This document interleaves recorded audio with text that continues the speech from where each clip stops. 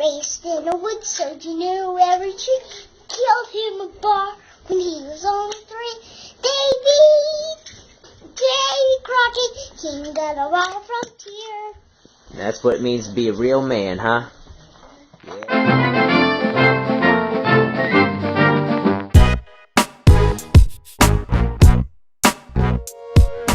It's a pleasure to talk with you about what it means to me to be a man, and I'm a work in progress.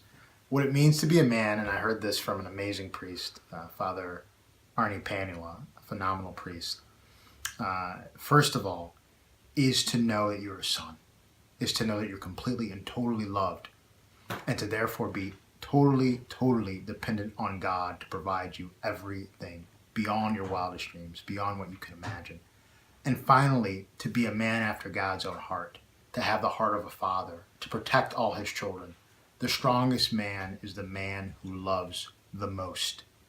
Just as our Lord did when he said, "This is my body, I give it up for you." That's what we are all called to do as men with each soul we encounter. Each soul we encounter is an icon of God, as I read in a book by George Weigel. And that's what we must remember. That's what we must put into practice. The strongest man is the man who loves the most, as our Lord did. And we must follow him because he is the first and the last man. That's what.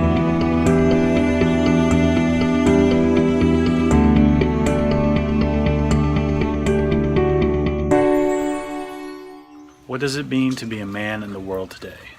Well, if we realize that there's nothing new under the sun, then the same things that Jesus did can apply to us today. What did Jesus do? He loved us, he suffered for us, he died for us. So as men, we are called to love, suffer, and die every single day for those that we love. But it's in that death that we'll find resurrection, and we'll find the glory that God is calling us to.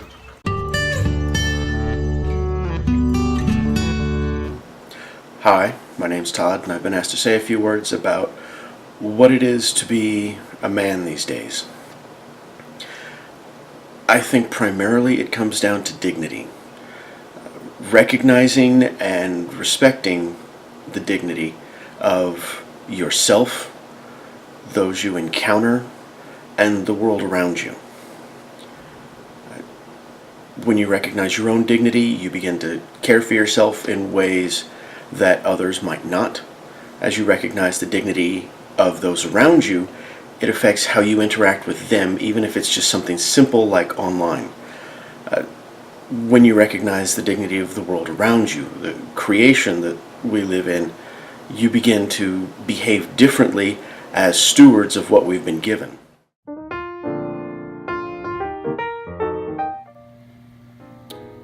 Oh, hey. What is it to be a man? 3 things come to mind when I think about the ideal man. Humility, toughness, and sacrifice. I think all 3 of those kind of rolled into one. Humility in the fact that others' needs come before your own. Toughness is what carries you through a lonely, hard journey when it's tough. And sacrifice is something that always has to be in the front of your mind as you take care of your wife and children and put their needs in front of your own. It can be very tough at times, but it's also a very rewarding experience to be able to know that others depend on you a great deal for security and strength. So, in my opinion, that's what a real man is, and there's no better ideal of a man than St. Joseph.